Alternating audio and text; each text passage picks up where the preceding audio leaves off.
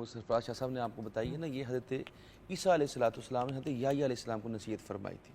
انہوں نے فرمایا تھا کہ آپ نے یہ 4 کام نہیں کرنے، ایک تکبر نہیں کرنا، ایک خود پسندی نہیں کرنی، ایک فخر نہیں کرنا اور ایک حسد نہیں کرنا، کیونکہ یہ سب چیزیں کنیکٹڈ ہیں. تو اس کے بعد حضرت یحییٰ علیہ السلام نے پوچھا کہ بھائی جان پھر میں اس سے بچ کیسے سکتا ہوں؟ تو آپ نے فرمایا کہ اس شخص کے لیے دعا کرتے رہنی ہے جس کے بارے میں اگر آپ کو کوئی گمان آئے تو دعا کرتے رہنی. اور دوسری بات یہ قطع تعلق نہیں کرنا. بعض اوقات جب ہم کسی سے یا کوئی کسی سے حسد کرتا ہے تو اس سے کٹ آف ہو جاتا ہے، خود ہی نا دور ہونا شروع ہو جاتا ہے، اور اگلے کو سمجھ ہی نہیں آتی کہ میں نے بڑی دفعہ میں نے ایسا کیا کیا. تو اسی وجہ سے وہ کہا کہ اس سے کٹ آف نہیں ہونا، اس سے ملتے رہنا، ملاقات کرتے رہنا، اس کے لیے دعا کرتے رہنی ہے.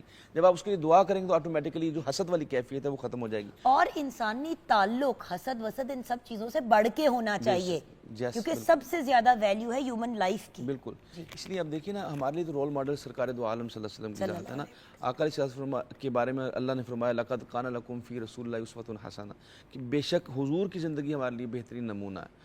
آقا علیہ السلام نے یہ فرمایا، حضرت انس بن مالک رضی اللہ تعالیٰ عنہ اس کے راوی ہیں، حضور اکرم صلی اللہ علیہ وسلم نے فرمایا اے بیٹا میں تمہیں اپنی ایک بہترین سنت بتاؤں. یعنی ہم حضور کی سنتوں پہ عمل کرتے ہیں اور کوشش کرتے ہیں کہ ہم سنتوں پہ عمل کریں. آقا علیہ السلام نے میری ایک سب سے بڑی عظیم سنت میں تمہیں بتاتا ہوں. تو حضرت انس نے کہا کہ یا رسول اللہ بتائیے. تو آپ نے فرمایا میرے دل میں کسی بھی شخص کے لیے کوئی ملال نہیں، کوئی کیفیت نہیں ہے، کوئی غصہ نہیں ہے، کوئی رنج نہیں ہے، میں ہر ایک کو معاف کر دیتا ہوں.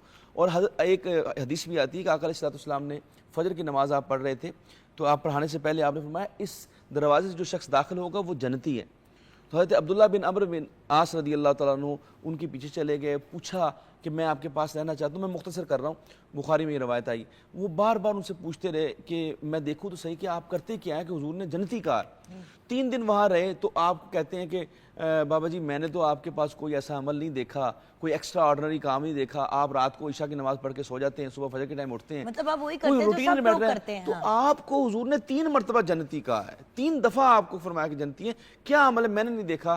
آپ نے کہا بیٹا شاید نا میرے دل میں رات کو جب سوتا ہوں نا تو میں سب کو معاف کر کے دل صاف کر کے سوتا ہوں. شاید یہی وجہ ہے. تو حضرت عبداللہ بن عمرو بن عاص نے فرمایا بالکل یہی وجہ ہے جس کی وجہ سے آقا علیہ السلام نے آپ کو 3 مرتبہ جنت کی بشارت دی ہے.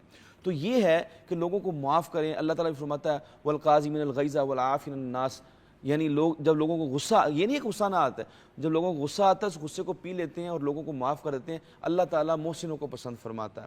تو ہمیں بھی چاہیے کہ ہم اب جو بھی ہمارے اندر ایگو یا کوئی اس طرح کی بات آتی ہے، کیفیت آتی ہے، اور اسپیشلی نظر بد، لوگوں کو اچھی نظر سے دیکھیں.